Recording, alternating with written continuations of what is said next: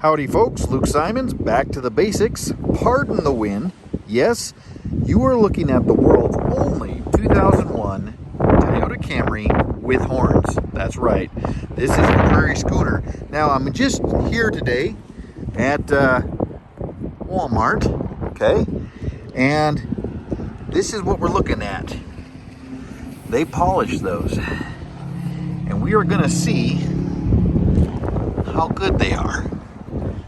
Okay, I think it's cost me 20 bucks. Seeing that? It's supposed to be clearer than that. Taking some before and afters. There's CV.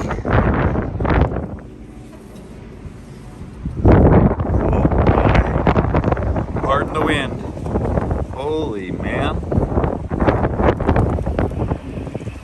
Wow.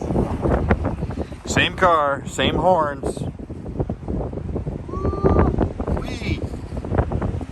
Wow. Look at that.